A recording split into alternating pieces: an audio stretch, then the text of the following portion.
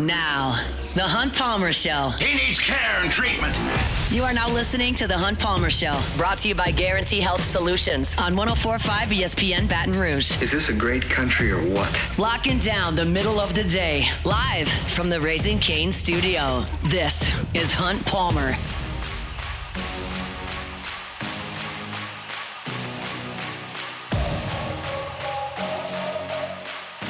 Hour 2, Monday edition of the Hunt Palmer Show, brought to you by Guarantee Health Solutions, online at guaranteehealth.com, guaranteehealth.com. We'll talk about the NCAA men's basketball tournament coming up here in a little bit, and Kellen Moore address the future of Alvin Kamara with New Orleans. We'll do that in 15 minutes. But right now, unfortunately, some news over the weekend. Matt Moscona over at LouisianaSports.net broke the news that Gabriel Reliford is dealing with a torn ACL. He will miss an extended period of time. I would suggest, I'm not a doctor, and we can talk about it on Wednesday when we have the folks from Ochsner in, but I don't know if a March ACL tear is great news for the end of next season for Gabriel Reliford. Hopeful that he could potentially come back for late in the season, or if LSU were to make a postseason run that could go into January, maybe. But obviously a huge portion of the season is going to be lost for him, if not all of it. And that happened last year when he had the shoulder injury. So just very, very difficult for Gabriel Reliford. Feel terrible for him to work hard to recover from an injury and to go out there the second day of spring workouts and tear your knee up. It's just brutal. And I think the biggest story here is just Reliford. It's how disappointing that has got to be for him personally to have that happen. Because when you look at LSU's depth chart, they have the resources to absorb this. You want Gabriel Reliford, and I would suggest he was either second or third on the depth chart at defensive end. It should be noted, again, the first or second day of spring football is not a set-in-stone depth chart by any stretch of the imagination, but running with the first team on Tuesday and Thursday of last week were Prince Will Umanmielen and Jordan Ross, the two transfers. Umanmielen was big sack guy for Ole Miss last year. Jordan Ross, former five-star recruit at Tennessee, who's transferred in. Those were the number ones, and with the number twos, you had Gabriel Reliford and Dylan Carpenter running, and those are two veteran guys here that have been at LSU for 3 and 4 seasons. So you look at LSU's depth chart at defensive end, and it looks something like this. You've got Prince Will Umanmielen, who is absolutely going to be one of the starters on the edge. Jordan Ross feels like a likely second starter on the defensive edge. Then you've got some returners in Dylan Carpenter and Damian Shanklin, Kalaj Cobbins, who have been in the program now for 1 year in Shanklin's case and for a couple of years in the case of Cobbins and Dylan Carpenter. And then you've got a transfer in Jalen Brown, who comes from Missouri, then to South Carolina, and comes in. And then you've got Trenton Henderson and Lamar Brown in the freshman class. So even without Reliford, that's 8 guys.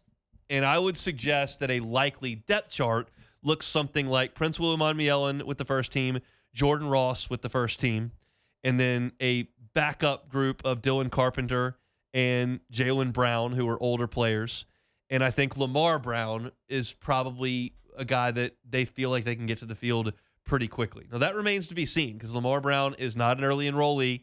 He's already on campus. I guess you can't use that term because this high school on campus.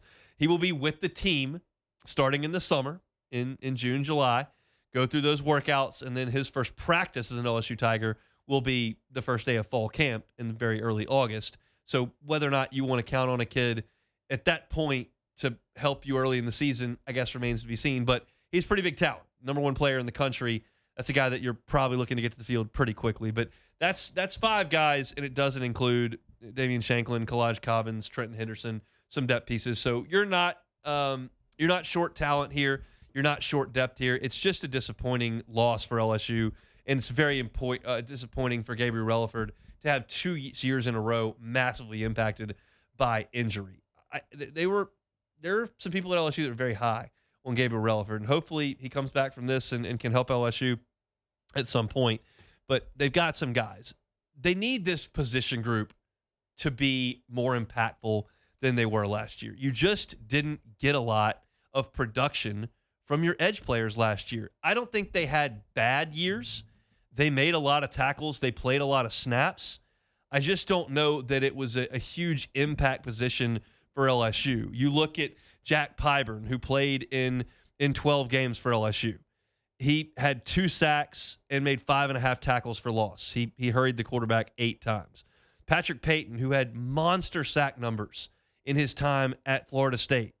His time at Florida State, statistically, was about the same as Kiki Mingo's time at LSU.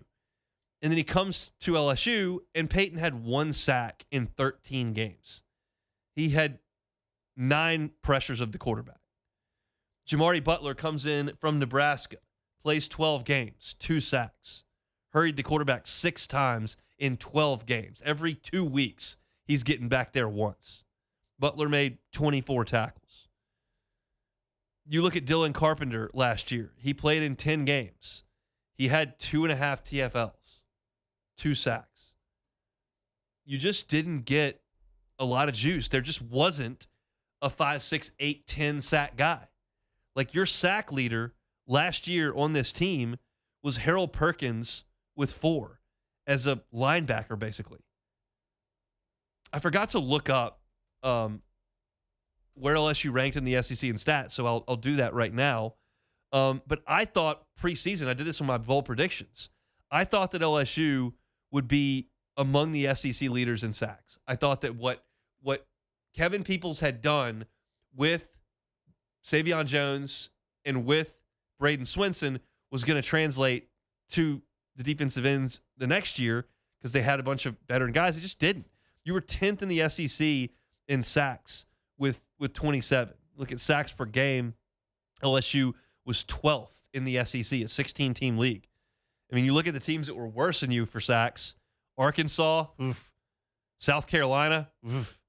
Mississippi State, oof. And then Georgia was last in the SEC in sacks, which tells you, like, you don't have to have them to be a good defense, as Georgia had a pretty good defense last year.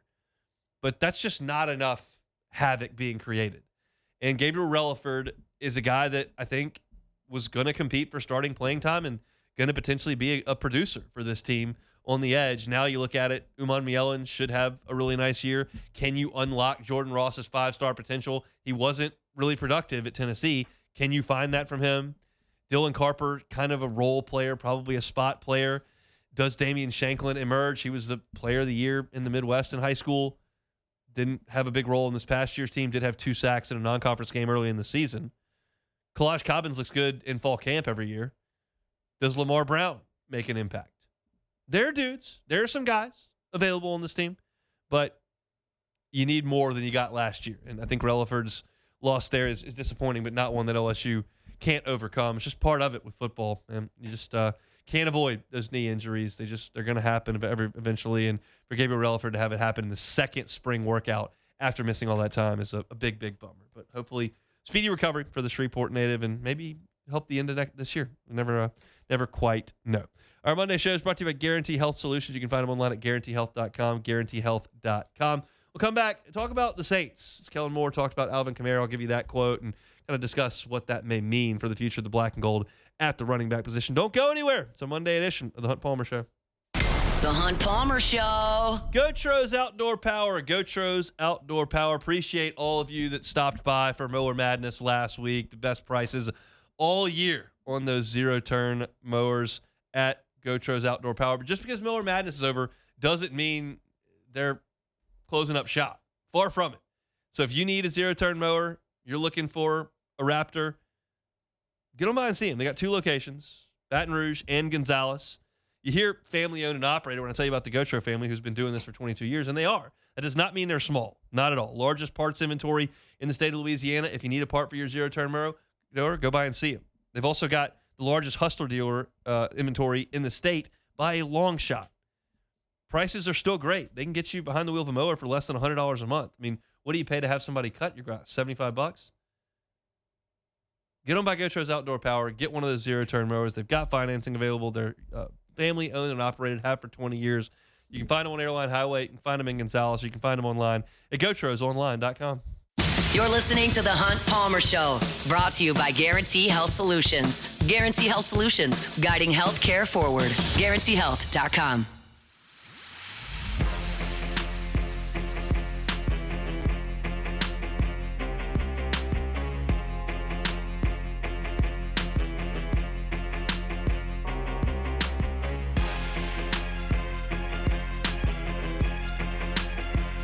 Reminder about my friends at Fabry Chevrolet GMC. FabryChevrolet.com is the website, and we live in a digital world, right? So if you're looking for a new vehicle but don't love your experiences over the years on the car lot, that's understandable. Now, you're never going to have that issue at Fabry Chevrolet GMC. It's the reason the Fabry family has been in business for 35 years here in this market, because they pride themselves on their customer service, on their ability to create a comfortable buying experience. But if you don't want to go off the lot, I get it. Go to FabryChevrolet.com. The entire inventory is right there online. So if you're looking for Chevy Tahoe, maybe a Suburban, you can find it online, FabryChevrolet.com. Looking for a Yukon or Denali, you can find it online, FabryChevrolet.com. But always invite you, make that short drive up from Baton Rouge to St. Francisville on Highway 61, and you'll have a wonderful experience. Maybe you're in Point Capee Parish or just north of Baton Rouge and Zachary, Baker, Scotlandville.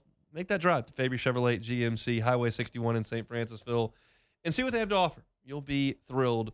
Chevy Silverado's up to $11,000 off MSRP. GMC Sierra's up to $13,000 off MSRP. Great time to get on by Fabry Chevrolet GMC. Okay, the NFL, in its never-ending place in the news cycle, has another thing this week. It's the owner meetings. Head coaches are out there in Arizona. Our Jacob Hester is out there. Our Ross Jackson out there as well, and getting a little bit of contact, getting a little FaceTime with Kellen Moore, who is in the Valley of the Sun. And I was looking through Ross's piece on LouisianaSports.net and invite you to go check that out as he is out in Phoenix. And he had his talking points from Kellen Moore's discussion with the media. And the one question that Ross was adamant to ask and wanted to get some clarity on was the same thing that we've been talking about here for the last couple of weeks, based on some of the answers that have been given and, quite frankly, the activity of the Saints front office. What about Alvin Kamara? Like, that's the question. And that was asked to Kellen Moore. There are two quotes here, and they just happened, so we had the text as opposed to the sound. Matt may have the sound a little bit later on his show, but here's what Kellen Moore had to say about the future of Alvin Kamara. Quote, "He means the world to all of us. You get in this full offseason process. Certainly we feel he's in that room. You can find roles for all these different guys. We'll go through the whole offseason process and continue to grow and develop this team." That soundbite made it sound like there's a good chance that there's something that will happen with Alvin Kamara. You hear about going through the offseason process and continuing to grow and develop the team. Like, that sounds like making changes to me. But that's me reading between those lines. Now, they asked and pressed a little bit further, talking about signing Travis Etienne, and like, what do you think that that's going to make Kamara a part of the team? Here's what Kellen Moore had to say. Quote, "He's certainly on the roster and part of that running back room. We feel like there's ways you can manipulate all those guys and put them in plenty of situations. Look at our season last year. Look at probably just about every NFL season. Plenty of running backs play. We feel fortunate that we're able to acquire Travis in free agency, but there's still a lot of work to be had out there." It's cryptic in a way. It's certainly not banging the table and suggesting that Kamara is definitely going to be with the team. And that, to me, very much leaves the door open for the possibility that he's not. And I think that's something that obviously is being considered right now. Whether or not the Saints go through with it remains to be seen. But I think that there is certainly a discussion about moving on from Alvin Kamara, and I think that's borne out in the answers, or lack thereof, that you're seeing from Kellen Moore. Now, what about Cam Jordan? Kellen Moore was asked about Cam Jordan as well. "We love Cam," Moore said. "Obviously, we think the world of Cam. It's an offseason process. It's a free agency process that every team and player get to have. We obviously will let that process take its course. We love Cam, and so we'll see where it takes us." That's the nothing burger that you've known Kellen Moore for. I think he's a good coach, and I think that his sound bites are not good. They're not good, and that's okay.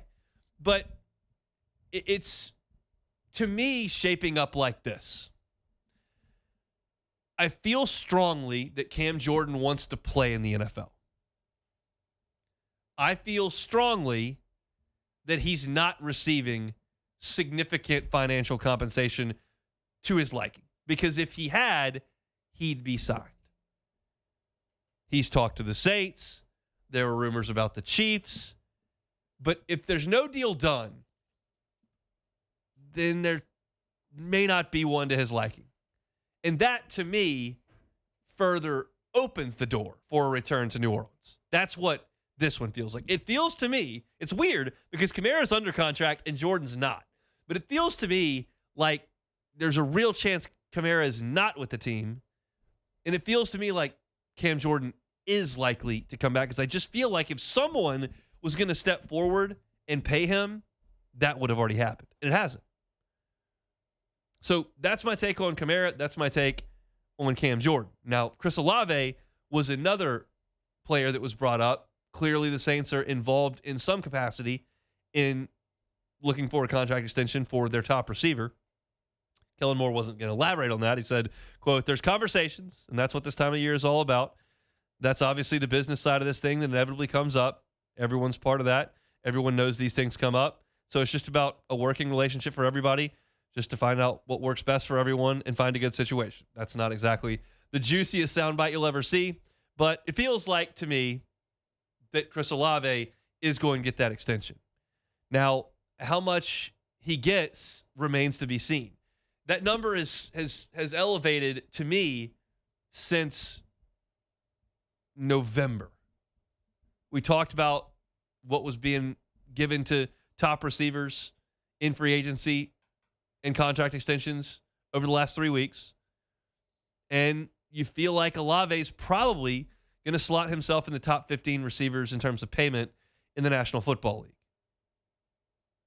I don't know that I'm certain he deserves that, but I do know and am certain that he and Tyler Shuck really found a groove late last season. He was making big plays. He was getting in the end zone. And that's important because that's your guy. And if he's comfortable with that wide receiver and he's on a rookie deal, that wide receiver can make a little extra. I think the tone and tenor of this conversation around Chris Olave probably changes once we know what the Saints are going to do at number 8. Maybe that sheds some light. Perhaps the Saints address wide receiver in the second round. I wouldn't hate that either. But that is a part of this discussion because that's your investment in the wide receiver position. And right now, your investment in wide receiver is pretty minimal. Devon Vele is cheap. Mason Tipton is cheap. You have Polk, who's cheap. And Olave is cheap right now. He's not going to be, but he's cheap right now. And a first-round pick is relatively cheap. And a second-round pick is even cheaper. So you don't have significant investment at the wide receiver position right now. That's coming with Olave, and I think it's going to happen relatively quickly. Just news and notes from Kellen Moore. He said they'll primarily be doing training camp in Metairie. Once the preseason comes about, then they'll do some joint practices. They'd like to get into that. There's a game with the Los Angeles Rams, Chargers, 49ers that could happen. Saints and Rams had a joint practice last year. Saints have enjoyed going out west over the years. Different coaching staffs have had that happen. So we'll see what comes of that. But ultimately, that's most of the headlines from Kellen Moore's visit with the media out in Arizona. It's just that time of year where it's slow. There's not a lot going on outside of a few free agent signings. The draft hasn't hit full throat in terms of coverage yet. We all think the Saints are in a pretty good spot right now, and there's just a couple of loose ends to tie up that probably aren't going to be massively consequential. When you're talking about Olave's going to be on the team either way, however much money he makes, that's not consequential to Joe Fan. Cam Jordan is probably not a starter if he comes back. And then you look at Kamara, who's now been replaced as number 1 back. So you're not doing a lot of fixing things and identifying things that are issues to be solved this offseason right this very second. Outside of the draft, most of the hay is in the barn right now for the Saints. Draft's a big deal. UDFAs after that are a big deal. Right now, kind of a slow time. That's why they head out to Arizona and get involved with the winter meetings. That's a baseball term. The owner meetings. And so Ross Jackson has been out there for the last 2 days, and he's been covering things for LouisianaSports.net. He's got a story up right now on LouisianaSports.net, so go check that out for free if you would like. Anything I've said there that you that caught your eye there? We're in a little bit of a holding pattern with the Saints. Yeah, we are. I think it's very interesting that you said that as time goes on, it's more than likely that Cam will probably be back with the Saints because we all know as time goes on and you haven't signed a deal, the initial free agency wave, disperse, the money dries up. And this is not a hard negotiation with Cam Jordan. Nobody's offering 4 or 5 years. Exactly. There's not going to be a big money discrepancy. This is a 1 or 2 at the max deal at a backup defensive end price tag. Like that's a quick negotiation and nothing's happened. Literally. Which means to me the phone's not ringing. It means that, or the phones have rung, but the deals that have been placed are like, oh no, he thinks he's worth more. Well, because again, as time goes on, the money's going to keep drying up. You're not going to get this big contract the longer free agency you move towards the draft and free agencies in the past. So I do like the option that he can return just off, it's the man. He's the Saints all-time sack leader. He's been here forever, so I would like that. And he hasn't done a job of burning a bridge. He hasn't done anything crazy or, I don't see that coming. Oh, well, him burning a bridge? Yeah. Yeah, nah, don't go with the Falcons. Don't get in sweet talks like the Panthers been hitting me up and all of this. Just keep it hush, okay? The Panthers don't do that. hitting me up. Yeah, the Panthers hitting me up. Oh, yeah, Baker Mayfield's been texting me like, no, don't do that. Don't do that. Nah. We'll see. That's a look at the black and gold. You can find our Saints content at Hunt on Saints, Hunt on Saints. All right, when we come back, potentially some college basketball talk, potentially some Will Wade talk. I gotta shoot a text off, and then we'll see what we can do when we come back after this. The Hunt Palmer Show. First American Bank and Trust. First American Bank and Trust. FABT.com is the website. It's a community bank. That's what it is. People in your community that own, operate, work for this bank, and more importantly, the decisions that are made regarding your commercial loan, your personal loan at First American Bank and Trust are made in your community. That's the difference. And you might say, well, I like the feel of a community operation. I like shopping local, to put it a different way. But I need resources behind my bank. That's why I go with the national banks. Well, there are resources at First American Bank and Trust. They've got 25 locations in Southeast Louisiana. It's not a mom and pop shop. They're not small. They're just local. So if you're looking for a new bank, want better customer service from your bank as opposed to being a line item for somebody in Chicago or Atlanta, First American Bank and Trust, 25 locations throughout Southeast Louisiana, can help you out with that. They've been doing it 116 years. A lot of folks have trusted them. You can be the next to do it. Check them out online at FABT.com. It's First American Bank and Trust. You're listening to The Hunt Palmer Show, brought to you by Guarantee Health Solutions. Guarantee Health Solutions, guiding healthcare forward. GuaranteeHealth.com.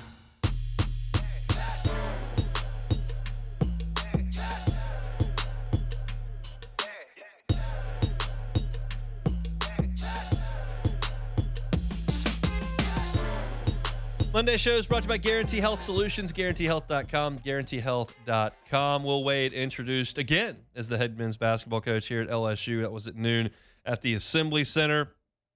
The last time he was introduced, it was at the Student Union. This is a little bit bigger venue. He took questions from the media for about 20, 25 minutes. Michael Cauble, sports director at WBRZ Channel 2, was there. Joins us now on the Jim's Firearms Hotline.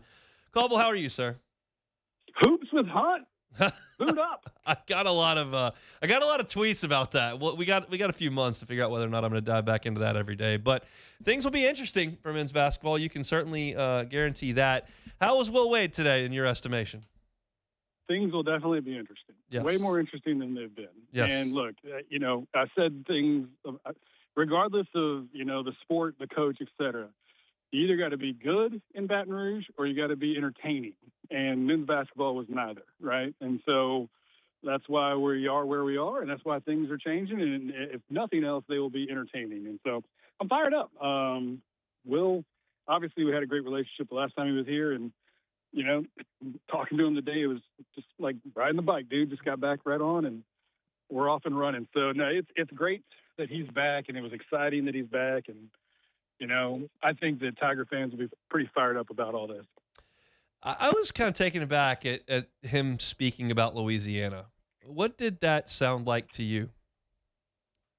I think it sounded like history, right? I mean, it sounded like his personal relationships, and like he understands it. Like this is all we said. This it's because of the Brian Kelly thing that we've said it as often as we have. But like, we just want people that like appreciate it and respect it and work as hard for it as everybody else does, whether you're driving a school bus or a crawfish fisherman or a CEO.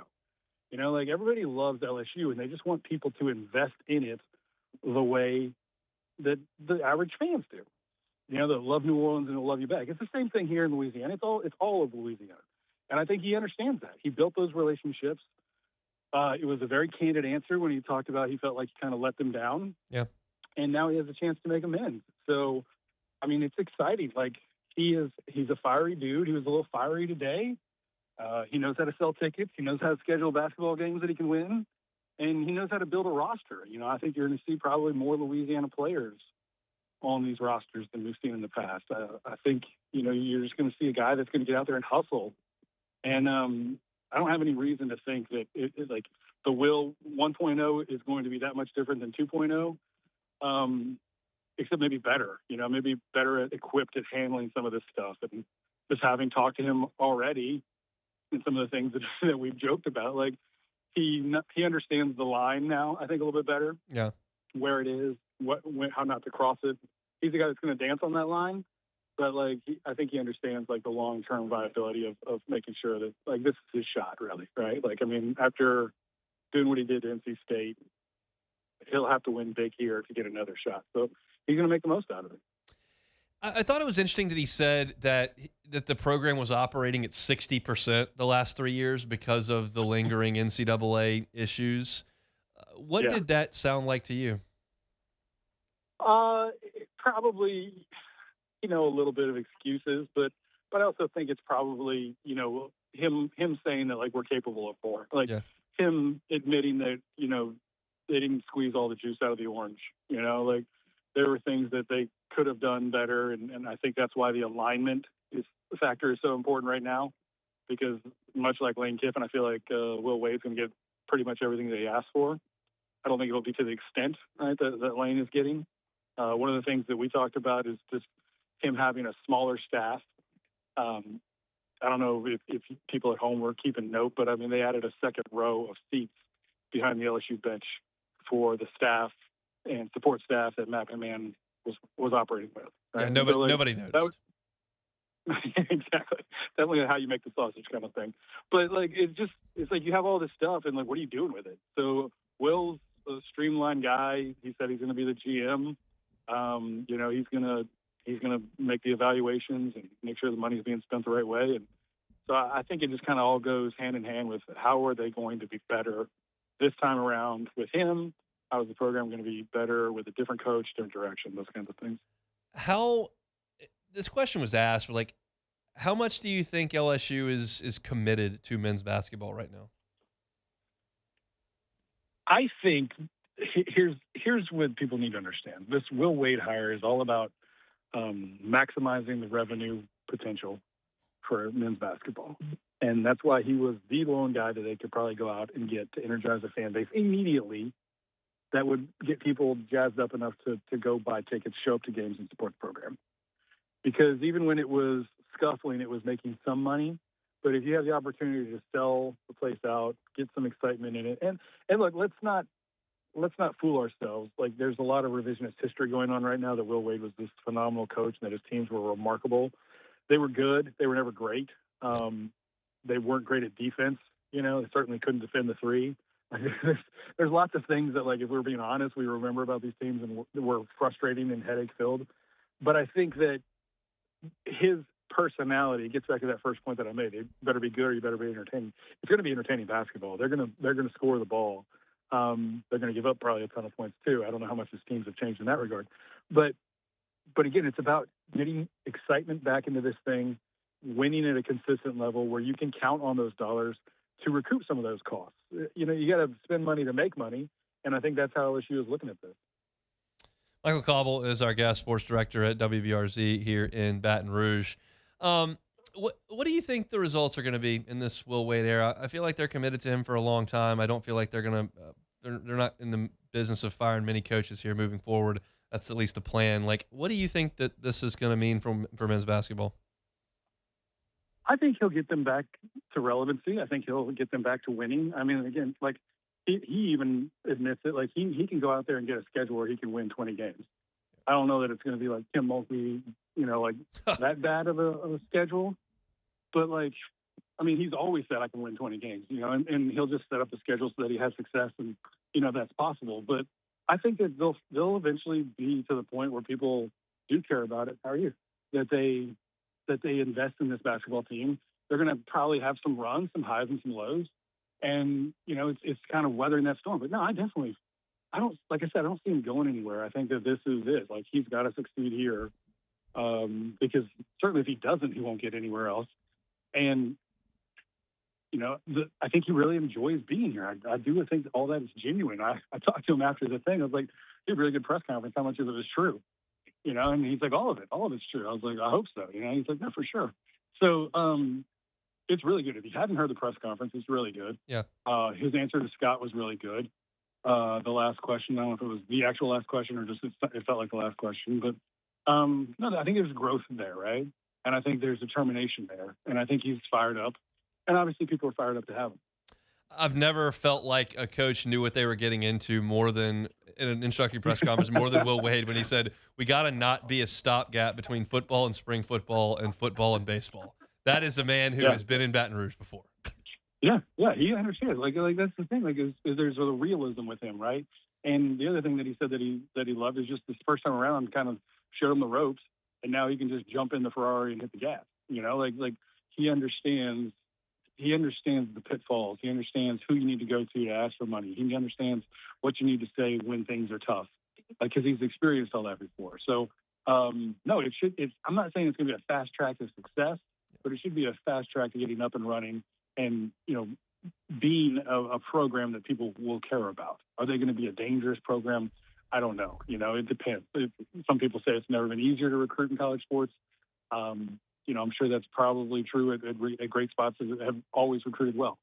So LSU has to get relevant. And, we've had moments in Baton Rouge of relevancy, but it's a lot like the Pelicans. LSU will support you if you win. The fan base will support you if you win. So in those winning times have been fewer and far between more recently. All right, this is a little bit of an edgier question, but I'm curious your thoughts. Verge was on the flight that went and got Lane Kiffin. He wasn't on the flight that went and got Will Wade. And then I looked today, and I noticed Will Wade in the press conference setting when he was talking about administrators, and he was like, and Heath and Verge and Heath, how do you feel about the structure involved around men's basketball, bringing in a new administrator that kind of between the basketball program and the athletic director? I think it's great. Honestly, it's not that much different than what most people do. It's just that those two have a working relationship. Like Dan Gatson works with Jay Johnson, right? Yeah. Dan Gatson's the same role basically as Heath Shore. Just Heath Shore used to be an athletic director. Right. So he's like you look at it as like a pay cut or a step down, a demotion. But I don't think Will would have come here without Heath, and certainly Heath wouldn't come here without Will. Once that kind of became public knowledge, then it was obvious where this train was heading, right? Yeah. I think it's for the fans' perspective. I think it's exactly what you want, because you have the guy that's going to have to get the results, reporting to the guy that understands what the results should be. Heath used to be a basketball coach himself, right? He understands. I think the accountability is a lot more straight line, right? And then Verge we talked to Verge today about this, right? Like, why? And Verge is very much aware of the temperature of college athletics. It's about making money. Yeah. And that's what he said. He said, like, I'm going to be out there trying to make money. The rest of my administrators are going to be out there making money. He's going to be out there trying to make money. They all have their roles, right? And there's different guys. Clay Harris is the guy for football, right? So, like, I think Zach Greenwell is actually going to be doing it for baseball, which is a departure. So that's new, right? So, like, there's different. I think the delegation is great. I think LSU has a vision. And here's what they haven't had in the past. As much as we like some of these people, they haven't had dudes that were willing to put in the sweat equity. And I think you have that now. I think college athletics demands that if you want to stay relevant with the money that they're spending. Scott's first question of Verge was, where are you getting the money from this? He's like, we're going to find the money. Like, the money's there, we'll find the money. But like, they got to hustle. And look, man, that was one of the complaints about Matt McMahon. Great dude. But if that's the best thing you can say about the basketball coach, is that he's a great dude, well, you need to parlay that into making some money for your program so that you can make your roster better, so that you can be relevant. I'm not worried about that with Will. Will's going to get out there and beat the street. Like, that's not a concern for me. And that is kind of where we are in college athletics right now. You got to be a great coach, right? But the X's and O's days of you being like the difference maker are not as significant, as they used to be. Like you got to be the 24/7 all-encompassing coach. He's Michael Cauble, sports director at WBRZ. Appreciate it, sir. Thanks, guys. Have a good one. Looking forward to that first episode. We'll see. We'll see you in November. Look, to Michael's point there, and he said that beautifully. What you've got now in place are coaches that will hustle. Lane Kiffin, if he needs to get on an airplane to go see Sam Levitt in Knoxville, he is. He needs to get on an airplane to go to Atlanta to see Jordan Seaton, he is. He needs to sweeten the pot for Charlie Weiss to keep him around for $500,000 a year more, he will. Jay Johnson, he does his recruiting. He's at the area code games. He's meeting with all the players for the draft. He is all over the place. Need to raise money? He does it. You look at Kim Mulkey. She's not scared of a fight. And obviously, we know what Will Wade does. He is a hustler. No stone left unturned. You've got that in place everywhere now. You want to question that about the former basketball coach? Sure. You want to question that about the former football coach? Sure. No one knows all those details, but you want to question it? Sure. There's no questioning this group of 4 coaches. They will hustle. We'll see what the results are. Let's come back and close it out next. The Hunt Palmer Show. Lifetime Roofing. LifetimeRoofingLA.com. LifetimeRoofingLA.com. You need to be able to trust your roofer. And Lifetime Roofing, you can trust implicitly. They are Baton Rouge based. They are South Louisiana born and raised. They're not coming in for a storm and hitting the road when it's over. They're here for the long haul. And you can trust them if you need your roof looked at. Maybe you need a new roof, and they can obviously help you with that. Maybe it's just a repair. They're not just here to make the biggest payday they can make by selling you that new roof that you may not need. They'll repair it if they need to. Maybe you just need a tune-up to fortify things. They can do that as well. And you can also trust them with a lifetime workmanship warranty. That includes the materials and the workmanship. Those materials are backed by Certainteed, one of the oldest, most trusted names in building materials. You need financing. You can trust them with that as well. 0% up to 18 months. It's Lifetime Roofing, a Baton Rouge-based roofing company. Need a new roof? It's Lifetime Roofing. Find them online. LifetimeRoofingLA.com.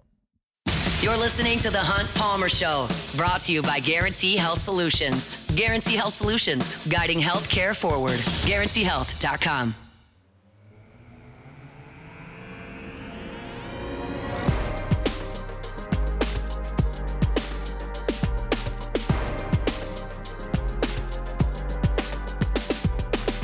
Monday show is brought to you by Guarantee Health Solutions. GuaranteeHealth.com is the website. And Guarantee Health Solutions was born out of passion that Rachel Fricke has for hospitality and bringing that into the healthcare space. Rachel's story is that she was working in the hotel industry in hospitality, and her mom was diagnosed with an aggressive form of cancer.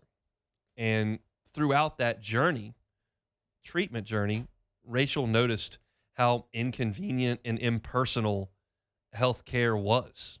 And she thought, well, I can help with that. And that became her passion. So she took her background in hotels and has brought that into the healthcare space.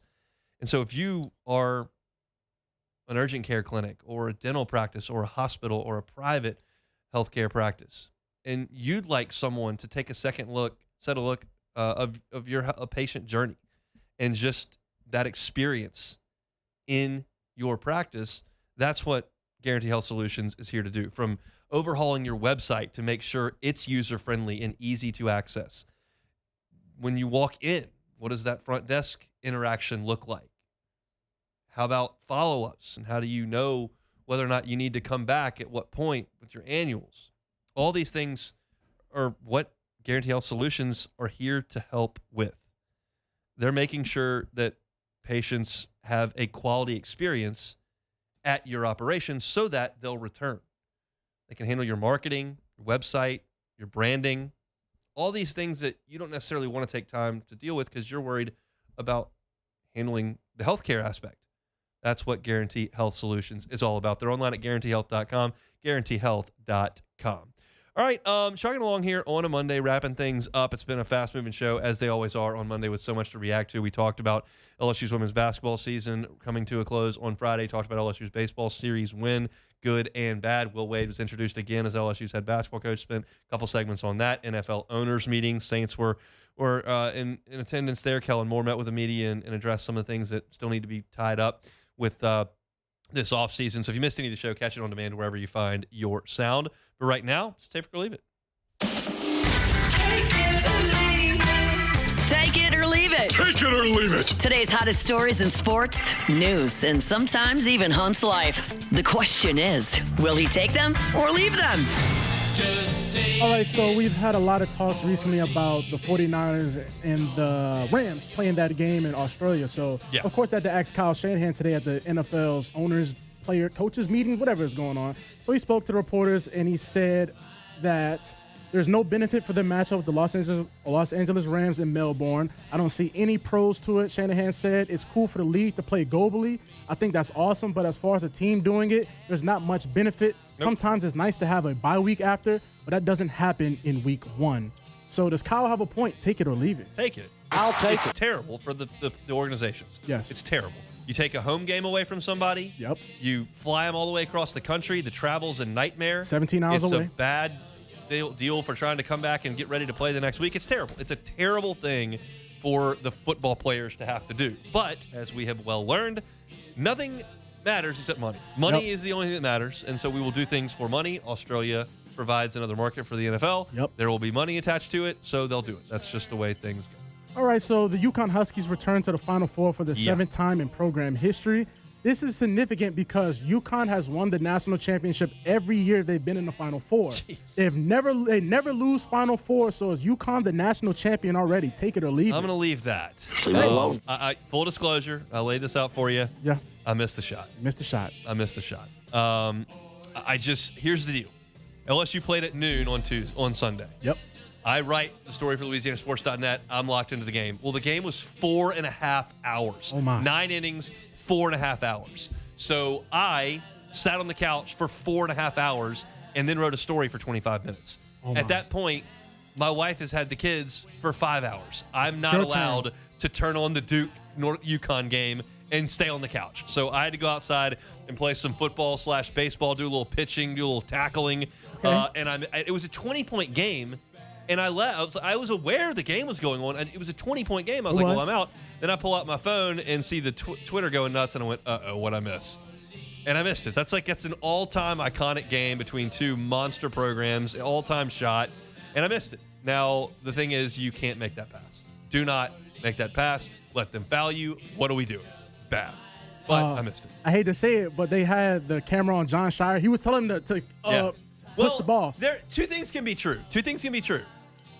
He shouldn't have thrown the pass. That is true. Facts. And if he does get that pass over the defender, it's over because there's nobody back.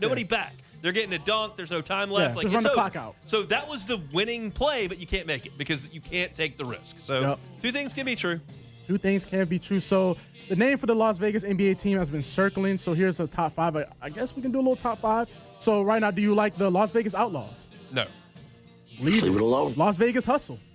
No, I hate that. I need an S. Leave it alone. Las Vegas Blackjacks.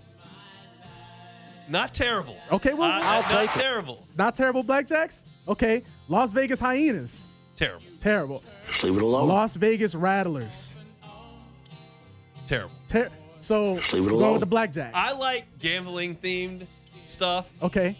Blackjacks I'm okay with. Okay. Well, they got the Kinda- Las Vegas Aces out there, the They do. WNBA team. So Yeah, that's good.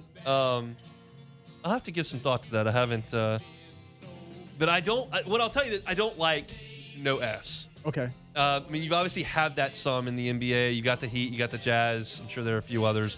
It's really prevalent in the WNBA. Yeah. Comet. Yeah, no, they're Comets. Oh, But you've got Comets. like the The Sun. This Connecticut yeah, Sun. Sun. You've got the I don't even know, but Liberty. The Liberty. Yeah, the New York Liberty. But like I need an S. I need like an actual mascot that exists. Blackjacks is not bad. Blackjacks? Okay with the Blackjacks. So that's it for Take It or Leave It. That's it for Take It or Leave It here on this Monday. Brought to you by Guarantee Health Solutions. We'll have another super busy show tomorrow. We'll have Glenn West. We'll have Sharif Ishak. We will play some sound from Will Wade's press conference today. We will preview LSU and Southern. Also, LSU football on the practice field tomorrow. We're at Granted Access at 9:50 in the morning, so we'll have a practice report up around 11:30 at LouisianaSports.net, and I'll talk about it on my show tomorrow. Hope everybody has a great Monday evening. We're back tomorrow, same time, same place. The Hunt Palmer Show. I'll tell you about my friends over at Ochsner. A couple more days to tell you about Colon Cancer Awareness Month in the month of March. Look, it's important. Why is it important? Well, because it's very, very common. It's a common form of cancer, but it's preventable and treatable when you catch it early. So if you get that screening, that can potentially detect the precancerous polyps before they turn into cancer. That's the goal. So if you're 45, nearing 45, generally speaking, that's when you need to start testing. If you've got a family history, maybe a little bit earlier than that. A colonoscopy remains the gold standard, but there are some other options if you have low risk. So consult with your primary care physician if you had not. They can guide you on the right screenings at the right time. You can make an appointment with Ochsner Health Primary Care Provider or a GI specialist at ochsner.org/schedule or through the My Ochsner app. That's ochsner.org/schedule or in the My Ochsner app.